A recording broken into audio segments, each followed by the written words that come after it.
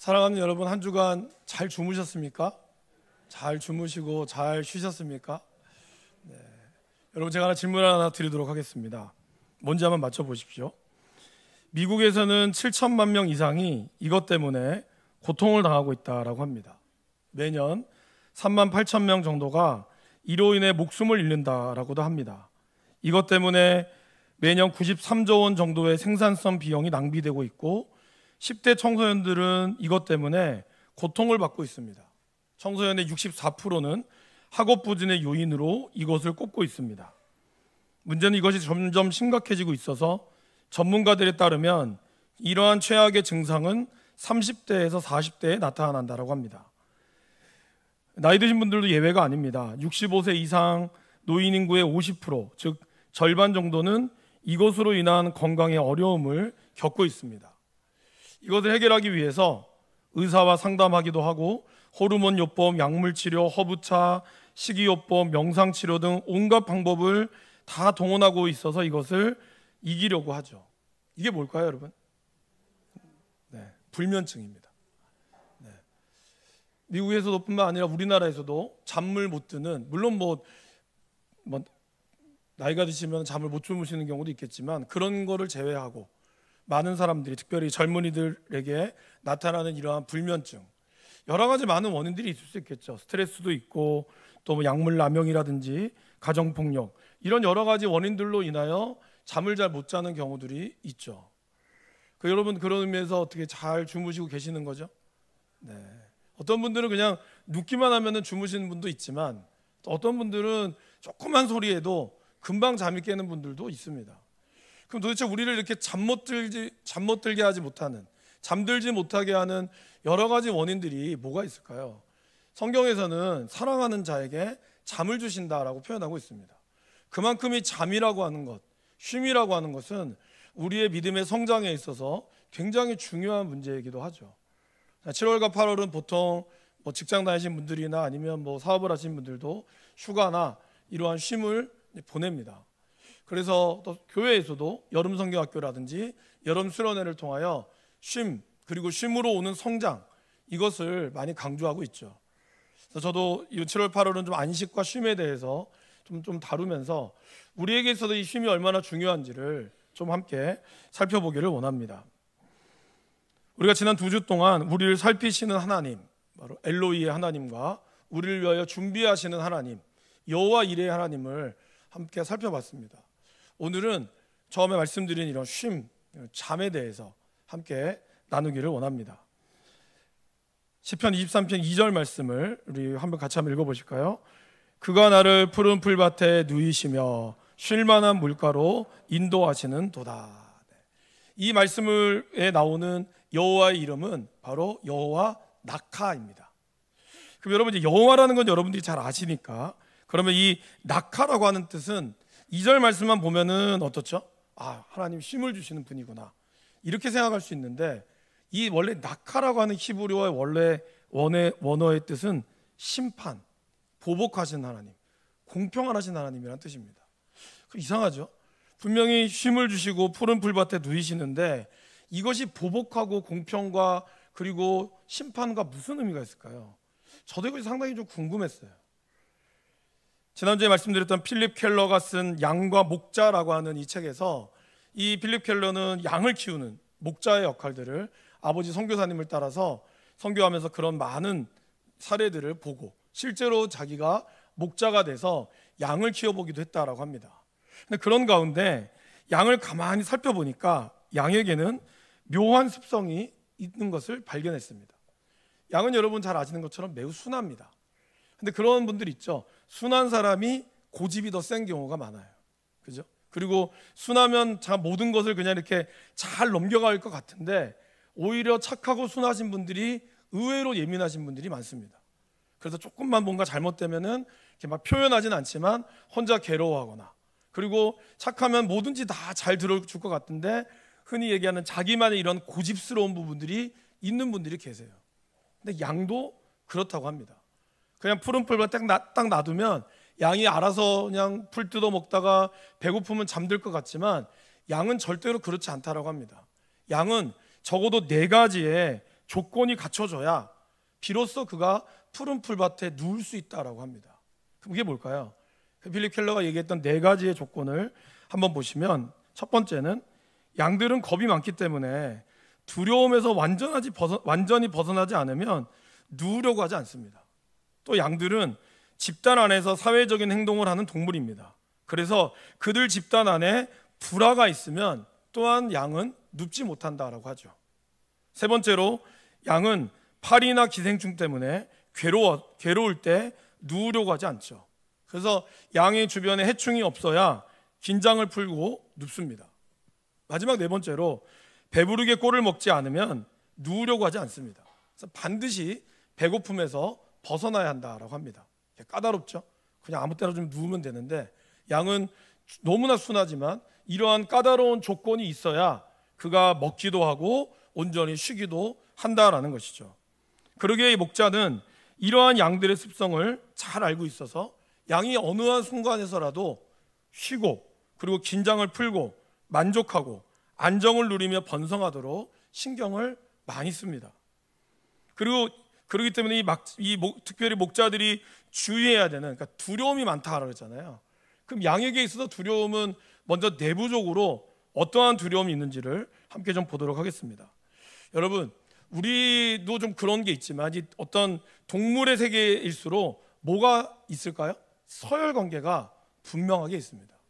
닭들도 가만히 그냥 닭들이 모이를 쪼는 것 같지만, 닭을 키워보신 분들이 얘기하기를 닭은 쪼는 순서에 따라서 첫째부터 끝까지 나눠진다고 하죠. 그러니까 강한 닭이 많이 쪼는 거죠.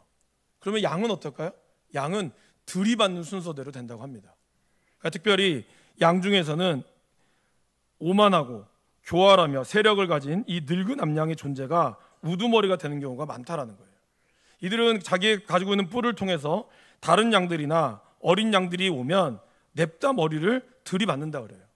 특별히 좋은 목초지가 나타나면 먼저 어린 양들이 막 먹으려고 달려들어가지 않겠어요?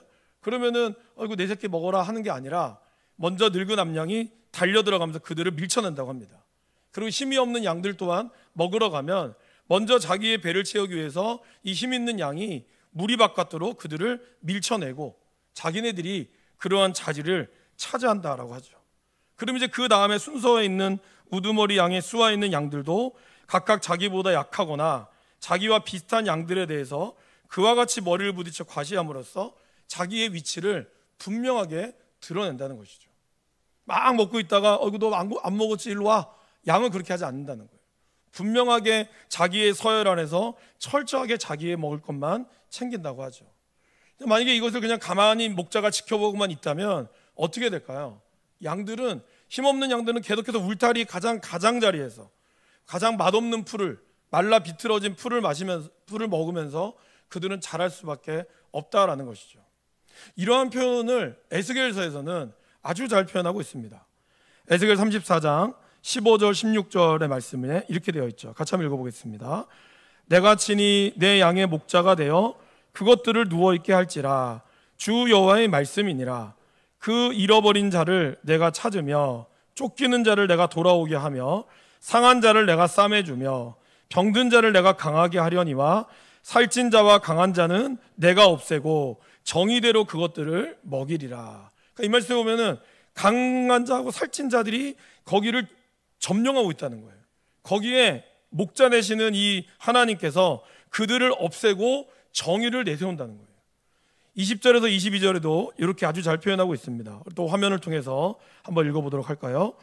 그러므로 주 여호와께서 그들에게 이같이 말씀하시되 나 곧 내가 살찐 양과 파리한 양 사이에서 심판하리라. 너희가 옆구리와 어깨로 밀어뜨리고 모든 병든 자를 뿔로 받아 무리를 밖으로 흩어지게 하는도다. 그러므로 내가 내 양떼를 구원하여 그들로 다시는 노략거리가 되지 아니하게 하고 양과 양 사이에 심판하리라. 여기 보면 어떻죠? 양이 들이받아서 옆구리와 어깨로 밀어뜨리고, 그래서 병든 양들은 다 무리 바깥으로 흩어지게 된다는 거예요. 이러한 것을 목자가 개입해서 힘센 양에게 너 이제 그만 먹어 하면서 그를 무리 바깥으로 잠깐 빼내는 거죠. 그리고 힘이 없는 양들을 안으로 들어서 맛있게 먹으라고, 병든 양들이 신선한 풀을 먹을 수 있도록, 그리고 그 자리에 누울 수 있도록 보호해 준다는 거죠. 그래서 오늘 여기를 뭐라고 표현하죠? 심판하리라. 내가 정의대로 먹이겠다. 그러니까 양의 입장에서 보면, 특별히 연약한 양의 입장에서 보면 어떻죠? 힘센 양들에게 당한 공격을 자기가 지켜주고 보호해 주는 것이 뭘까요? 여호와 낙하라는 거예요. 바로 목자들이 그러한 역할을 감당해서 힘없는 양들, 그래서 정말 가만히만 있으면 늘 밀려나가서 건강하지 못하고 그러다가 병들어 죽을 수밖에 없는 그러한 양들을 목자가 힘센 양들을 밀어내고, 너희들 이제 다 먹었지, 이제 물러나. 그러면서 그들을 옆으로 비키게 하고 힘없는 양들, 병든 양들을 가운데로 데리고 와서 그들에게 좋은 거를 먹이는, 그것이 바로 하나님이 이야기하는 정의의 모습이었다라는 겁니다. 이러한 목자의 모습으로 인해서 양들은 어느 누구보다 편하고, 그리고 어디에 있든지 간에 좋은 꼴을, 좋은 풀을 먹을 수 있게 되었다라는 것이죠. 이 말씀을 준비하면서 코로나 때 저희 가정에 있었던 일이 좀 생각이 났었습니다. 여러분 코로나 너무나 좀 기억하고 싶지 않은 그런 고통스러운 시간이셨죠. 저에게도 또 그랬지만, 또 한편으로는 코로나 때문에 우리 아이들과 제가 좀 더 친해질 수 있었습니다. 출근 시간도 조금 늦게 되었고요. 아이들도 학교를 가지 않게 되다 보니까 조금 더 시간적인 여유들이 저희들이 있었어요. 그래서 제가 안양에서 사역을 할 때 제 동생이 있는 서울 쪽에 이제 여원 여준을 데리고 자전거를 타러 간 적이 있었습니다. 월요일쯤이었는데요. 동생 집 앞에는 배수 펌프장이 아주 큰 게 있습니다.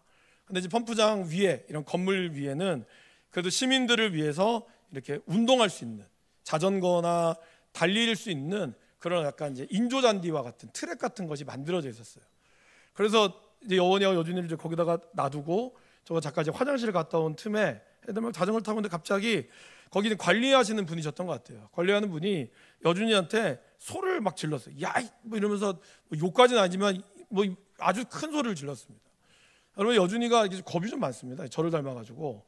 그래서 눈도 크고 하는데 이 무서울 때 특유의 이 표정이 있어요. 애가 일단은 얼음이 딱 됩니다. 멈춰요, 딱. 멈추고, 왜 아이들이 아무 데서나 울지 않는 거 아시죠? 아이들이 어머니나 아버지가 있어야 웁니다. 아이들이 함께 아무리 무서워도 울음을 참고 있다가 엄마 아빠가 오면 보통 울죠. 그래서 얘도 너무 무서워서 울고 싶은데 울지 못하고 그냥 딱 차렷 자세로 멍하니 있는 거예요. 제가 이제 화장실 갔다 오는데 갑자기 그 소리 지르는 소리를 듣고 제가 달려가면서 제가 막 소리를 질렀어요. 저도 아니 어떻게 애를 이렇게 막 뭐라 하냐고, 왜 소리를 지르냐고 막 제가 대놓고 저도 좀 강하게 했거든요. 지금 생각해보면 제가 맞아 죽을 뻔했는데 네. 그래서 그렇게 소리를 질렀거든요. 이제 좀 오해가 있긴 했습니다. 이분은 이제 여준이가 좀 더 안전한 곳에 타라고 소리를 질러서 일로 와 이거였는데, 여준이는 이제 어른이 소리를 지르니까 애가 갑자기 차렷 자세가 돼버린 거예요. 저도 이제 멀리서 소리 지르는 그 내용은 모르고 소리만 지르는 것 때문에 화가 나서 달려가서 막 이제 뭐라 한 거죠. 왜 이렇게 애 소리를 지르시냐고. 그러면서 이제 그분도 이제 어른이 있었던 걸 모르셨던 것 같아요. 그래서 그게 아니고 하면서 사과하면서 이제 훈훈하게 잘 마무리가 됐습니다. 근데 이제 제가 말씀드릴 건 이제 여기죠. 사실 여준이가 이렇게 차렷 자세가 되다가 그래서 여준이 놀랬지 해서 가자라고 했는데 여준이 표정이 바뀌는 거예요. 어떤 표정이냐면, 와, 우리 아빠 대단하다. 우리 아빠 되게 뭐 힘 세시구나. 이렇게 소리도 지르시고. 그러면서 애 표정이 순식간에 안정된 표정으로 바뀌는 거예요. 원래 여준이가 저를 좀 무서워하거든요. 제가 좀 엄하게 좀 키우는 게 있습니다. 좀 매섭게 키우는 게 있어서 여준이 딱 하면 애가 차렷이 돼요. 그래서 그 뭐가 무서운지 알거든요. 근데 그때 이 아이의 표정이 너무나 만족한 표정인 거예요. 안심이 됐다. 그러면서 아이의 표정이 확 풀어지면서 이제 기가 산 거죠. 나름대로. 그런 것이 오늘 이 말씀에서 좀 기억이 났어요. 여러분, 힘없는 양, 정말 늘 기죽어서 어쩌면은 파리하게 될 수밖에 없는 이 양이 힘이 날 수 있는 이유는 뭘까요? 바로 그를 위하여 대변해주는 목자가 있었다는 거예요. 다윗에게는 자기를 위하여 대변해주는 하나님이 계셨다라는 것입니다. 푹신하고 깨끗한 곳에 잘 수 있는 이유는 뭘까요? 강자만이 살아남을 수 있는 이곳에 목자가 양들의 질서를 잡아준다는 거죠. 양의 입장에서 보면 이 목자가 선악과 정의를 심판하시는 분이라는 거예요. 강한 양들만 먹고 그러면서 그들만 건강할 수 있는 상황에서 오히려 목자가 등장함으로써 모두 다 잘 공평하게 살 수 있는 그러한 조건을 목자가 만들었다라는 것입니다. 바로 여호와 낙하의 하나님이 그런 푸른 풀밭으로 누이시는 그것을 다윗은 연상했다라는 것이죠. 외부적으로는 양은 그렇게 늑대와 곰과 사자의 공격을 또 받죠. 그것으로부터 양을 보호해야 되는 목자의 역할이 또 있습니다. 그런데 또 하나 내부적으로 장애인들의 서열뿐만 아니라 또 하나 이 내부적으로 양이 고통을 겪고 있는 것을 해결해 줘야 될 게 하나가 있어요. 그게 뭘까요? 바로 기생충과 해충입니다.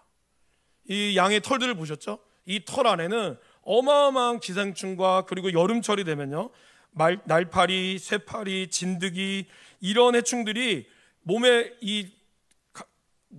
솜에 타고 들어가서 털에 타고 들어가서 이 안에까지 그렇게 공격을 한다고 합니다. 특별히 머리에 해충이나 기생충이 붙으면 양은 그렇게 해서 죽을 수밖에 없는 거죠. 우리 영상을 함께 보실까요? 양들이 좁은 칸에 갇혀 있는 채로 커다란 뚜껑이 닫히고 곧바로 물이 가득 차오릅니다. 충격적인 장면처럼 보이지만 뚜껑이 열리고 나면 양들은 모두 멀쩡합니다. 사실 이건 병을 막기 위한 약육입니다. 양들은 물을 극도로 싫어하기 때문에 이렇게 가둔 상태로 전신을 약품에 담가야죠. 특히 중요한 건 머리입니다. 머리를 담그지 않으면 기생충이 얼굴로 퍼져 감염되고 심하면 폐사로 이어질 수 있다는 사실. 그래서 한 마리도 빠짐없이 머리까지 꼭 잠기게 만드는 게 핵심입니다. 잔인해 보일 수 있지만 모두를 살리기 위한 선택이죠. 수십 마리를 동시에 관리해야 하는 대형 목장에선 이 방식이 가장 빠르고 효과적인 치료법입니다. 알고 보니 양들에게는 꼭 필요한 모국이었네요. 네, 좀 영상이 좀 너무 빠르게 갔죠. 그러니까 여러분 저게 대목장에서 양에게 살충제를 먹이는 방법이라고 합니다. 깊숙한 곳에 물을 잠그고 특별히 말씀한 저게 나온 대로 머리를 완전히 파묻어서 살충제가 그 온 몸에 다 묻을 수 있도록 그렇게 해서 저걸 1년에 최소한 한 번, 또 많게는 2번 정도를 해줘야 저 안에 있는 살충제와 이 모든 것이 다 죽는다는 거예요. 만약에 그렇게 하지 않으면 양들은 거기에서 그냥 여기에 들어가 있는 기생충이 몸으로 파고 들어가서 그렇게 해서 죽는다는 거예요. 이 모든 것들을 지금이야 기계가 있어서 하지만 다윗이 살았던 시대는 어떻게 했을까요, 여러분? 일일이 다 잡아주며 아니면 또 특유의 뭔가를 또 뿌려주고 이렇게 하면서 머리 또 깎아주기도 하고 그러면서 사용하지 않았겠습니까? 이런 것을 양 혼자는 못한다는 거예요. 양은 그렇게 자기가 할 수 없는 능력이 없다 보니까 그렇게 기생충과 이 모든 것들로부터 목자가 다 감시하고 해충들을 감시하고 보살피어 주어야지만이 양태가 시달림을 받지 않고 그리고 이 풀밭에서도 온전히 누울 수 있게 된다라는 것이죠. 바로 그러한 여호와 낙하의 하나님, 이스라엘을 그렇게 보호하시고 그런 모든 적들로부터 보이지 않는 적들로부터 지켜주는 그것이 바로 푸른 풀밭에 누이시는 그 양의 모습을 다윗은 상상했다라는 것이죠. 그 다음에 보시면 쉴만한 물가로 인도했다라고 말씀하고 있죠. 여러분 쉴만한 물가라는 것이 뭘까요? 원래 이 쉰다라고 하는 뜻은 안식을 뜻하기도 합니다. 그리고 쉴만하는 것의 영어를 보면 거기에 quiet, 잠잠함, 멈추지 않는, 그러니까 멈춰 있는 그러한 물을 뜻해요. 왜 그러면 다윗은 쉴만한 물가, 멈춰 있는 물가라고 표현을 했을까요? 아까 네 번째 우리가 보셨겠지만 양은 사람이나 양이나 좀 비슷하죠. 잘 먹고 잘 자야 성장하듯이 양도 좀 등 따시고 배가 불러야 편안한 잠을 잘 수가 있습니다. 그런 것이 어떻게 보면은 안식이라고 할 수가 있는 거죠. 양도 그렇습니다. 그렇기 때문에 늘 목자들은 물과 풀이 있는 곳으로 양을 데려가야 됩니다. 그런데 여러분 물이 있다고 해서 다 데려가도 안 돼요. 물이 많은 곳에 데려갔다가 양이 거기에 들어갈 것 같잖아요. 근데 그러면은 큰일 납니다. 왜냐하면 양은 털이 많죠. 이 털이 물에 잠기게 되잖아요. 그러면은 이 털의 무게가 물이 들어가서 익사하고 만다라고 합니다. 그러니까 양의 입장에서는 많은 물이 중요한 게 아니에요. 물이 많아서 자기가 수영하러 들어갔다가 자기도 모르게 수영한다면 거기에 있는 털의 무게 때문에 일어나지를 못한다고 해요. 그럼 그 자리에서 익사할 수밖에 없는 거죠. 그러한 양의 모습을 목자는 너무나 잘 알고 있기 때문에 양이 먹을 수 있는 물, 그 정도의 물만을 찾아야 하는 거예요. 너무 깊어도 안 되고 또 물이 웅덩이에서도 모여 있는 것도 안 되는 거죠. 그렇다면 쉴만한 물가, 잔잔한 물가는 바로 언제일까요? 매일 아침에 풀에서 나오는 아침 이슬, 바로 풀과 이슬이 같이 먹혀 있는 그 새벽녘, 그리고 달밤이 비추는 그 밤에 바로 먹는 것이 쉴 만한 물가다라는 뜻입니다. 그러기에 목자들은 달빛이 밝을 경우에는 밤에도 풀을 뜯도록 하고, 그리고 매일 아침에는 풀잎의 이슬이 흡족히 맺히도록, 그럴 때 풀과 물을 동시에 먹을 수 있도록 인도합니다.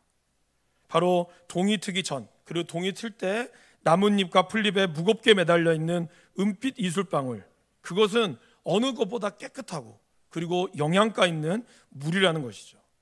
바로 다윗은 그러한 쉴만한 물가로 인도하는 그러한 양의 모습, 목자의 모습을 통해서 그는 뭘 봤을까요? 다윗의 시를 가만히 보면 다윗이 새벽녘에 일어났다는 표현이 굉장히 많이 나옵니다. 바로 그것은 그가 목자였을 때 그의 양들을 새벽에 이끌고 가서 새벽에 아침에 맺힌 풀을 먹이고, 그리고 그곳에서 바로 목자였던 다윗은 하나님과 깊은 교제를 했다라는 것이죠. 그렇게 해서 외부로부터 많은 해 뜨기 전에 해가 어두울 때 공격하는 그런 곰으로부터, 낮에 오는 사자로부터 그들을 보호하고 아침에 편안하게 먹을 수 있는, 그리고 그걸 먹음으로써 양들이 소생할 수 있는 것을 다윗은 생각하고 경험했다라는 것이죠. 다윗의 삶을 가만히 보시면 어떻습니까? 하나님께서 목자가 되셔서 자신의 억울하고 불의한 것 같은 상황에서도 친히 보호하시고 보복해 주시는 것을 그는 경험했습니다. 아침마다 그가 새벽마다 돌아다니며, 특별히 목자로부터 이제 기름 부음 받고 나서는 어떻게 됐죠? 10년이 넘게 도망 다녔습니다. 잠자리가 편했겠습니까? 그 쪽잠을 자야 되는 상황 가운데 어디 하나 머리 둘 것도 없는, 그렇게 정말 흔히 얘기하는 자기 집도 없이 오늘 여기 자면 내일은 어디서 자야 될지를 고민하는 그러한 다윗의 삶에서 다윗이 유일하게 회복하고 힘을 얻을 수 있는 것은 뭘까요? 그 새벽녘에 일어나는 아침 이슬과 같은 그런 하나님의 말씀, 그 말씀이 그를 일으켰다는 겁니다. 그렇게 양들이 그렇게 힘을 얻으며 나아갔던 것처럼 목자인 다윗도 그것을 기억하며 하나님이 나를 쉴 만한 물가로 이끌었다는 것을 믿었다는 것이죠. 다윗은 사울을 죽일 수 있는 기회가 2번이나 있었죠.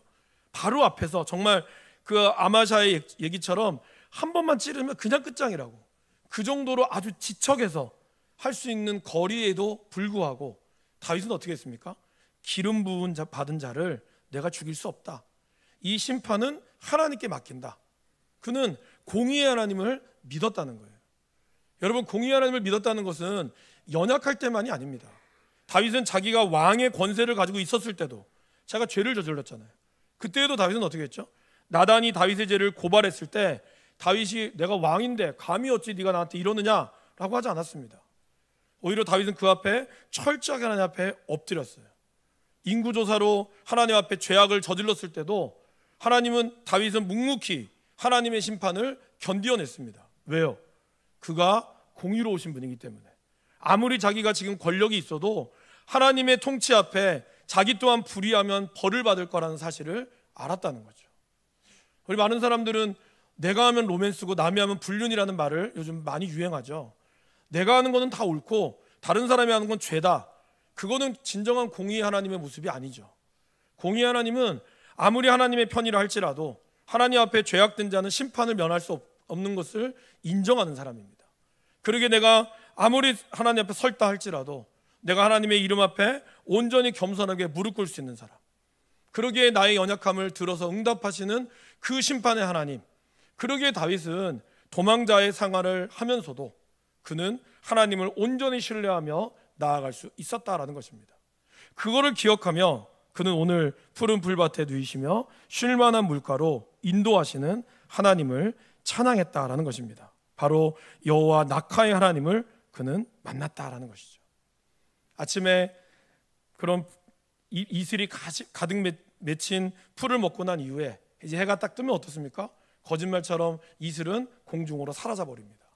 그러면 이때 목자는 어떻게 할까요? 양을 그늘로 데려가서 그들을 빌어서 눕히는 거죠. 아침에 잘 먹고 그게 편안하게 배불렀던 그 양들은 그 그늘에서 목자의 보호하심을 받아 쉰다라는 겁니다. 그런데 이 주인이 참 재밌는 건 뭐죠? 오늘 2장 2절에 이렇게 표현하죠. 그가 나를 푸른 초장에 누이셨다는 거예요. 그가 양들 모두를 푸른 초장에 누이셨다고 표현하지 않고 그가 개 개인을 표현하고 있다는 거예요. 뭘까요? 목자는 양 한 마리 한 마리를 다 기억하고 다 보살핀다라는 뜻입니다. 선한 목자 되신 예수님께서 자기를 선한 목자로 그리고 문으로 비교할 때 이렇게 말씀하시죠. 요한복음 10장 3절 말씀입니다. 우리 같이 한번 읽어보겠습니다. 문지기는 그를 위하여 문을 열고 양은 그의 음성을 듣나니 그가 자기 양의 이름을 각각 불러 인도하여 내느니라. 어떻게 한다고요? 자기 양의 이름을 각각 부른다 그랬어요. 그냥 양 딱 모여가지고 자 와라가 아니라 문지기는 그 양의 특성을 한 마리 한 마리씩 다 이름을 불러가며 너는 로이, 너는 뭐 이쁜이, 너는 못생기니 이렇게 다 이름을 불러가며 그 양들을 다 찾아낸다는 거예요. 그들의 이러한 필요한 것들을 따라. 그러면서 너는 좀 힘이 세니까 좀 더 있다가 와. 이렇게 하나하나 양들을 불러내는 것처럼 하나님께서 바로 양 대신 우리를 한 명 한 명을 하나님 기억하시고 이끌어 가신다라는 것이죠. 신앙생활 하면서 하나님 너무 불의하다. 왜 내 기도는 안 들어주지? 불공평하다. 혹시 이렇게 느낀 적 있으십니까? 나는 정말 열심히 하는데 왜 내 기도는 하나님 안 들어주시지? 왜 저 사람은 별로 안 하는 것 같은데도 왜 저 사람의 기도는 들어주실까? 뭔가 불공평하다. 하나님이 살아계시면 왜 이럴까? 우리는 그런 원망을 할 때가 있습니다. 그러나 여러분, 하나님은 우리 모두를 다 아시고 그리고 우리 각자를 하나님의 손으로 친히 빚으신 분입니다. 그리고 하나님은 우리 모두에게 다 관심을 가지고 있는 분이라는 겁니다. 그래서 우리의 성품과 기질에 맞게 역사하시는 것, 그것이 바로 여호와 낙하의 하나님이라시는 거죠. 자녀가 불의한 일을 당할 때 하나님은 결코 가만히 계시지 않으십니다. 그리고 공의로운 심판으로 하나님께서는 그 모든 것을 갚아주시고 이끌어 주신다는 것이죠. 예수님께서 십자가에서 죽으셨을 때 패배한 것처럼 보였습니다. 힘없는 양처럼, 그냥 도살장에 끌려가는 양처럼 그렇게 소리 한번 내보지 못하고 죽으셨을 때 모두 다 졌다라고 생각했습니다. 그러나 예수님은 부활하셨고 부활의 그 승리로 인하여 모든 것을 뒤집으셨습니다. 그리고 예수를 믿는 우리 모두에게 바로 성령으로 우리에게 승리를 약속하셨다는 거죠. 그 하나님을 우리가 믿는 것, 그 여호와 낙하의 하나님이 오늘 저와 여러분의 인생 가운데 계시다라는 것입니다. 그러기에 여러분, 매일매일 여러분 아침에 일어나시면 다른 것보다 먼저 주님의 이름을 부르시기를 바랍니다. 그분의 이름을 선포하십시오. 뭐 사도신경을 하셔도 좋고요. 아니면 하나님, 나는 하나님의 살아계심을 믿습니다. 오늘도 나의 가운데 일하실 하나님을 내가 고백합니다. 이 믿음의 고백을 여러분들이 하시기를 바랍니다. 그리고 주님이 가르쳐 주신 주기도문, 아니면 여러분들의 짧은 기도문으로 오늘도 나를 이끌어 주신 하나님을 믿음으로 고백하며 나아가 보십시오. 좀 시간이 허락한다면 말씀 통독도 유튜브에서 나오는 말씀 통독이든지 한번 읽으면서 나아가면 더 좋겠죠. 매일매일 우리에게 부어주시는 새로운 은혜가 우리에게 느껴질 겁니다. 그리고 그러한 푸른 초장과 쉴만한 물가로 인도하시는 하나님을 우리는 만나게 될 것입니다. 하나님이 우리를 위하여 일하시는 것을 우리는 보게 될 것입니다. 수요일이 6월 25일이죠. 6.25죠. 우리 장로님 기도하신 대로 75년이라는 시간이 흘렀습니다. 처음에는 북한이 우리보다 훨씬 잘 살았다고 하죠. 그러나 지금은 어떻습니까?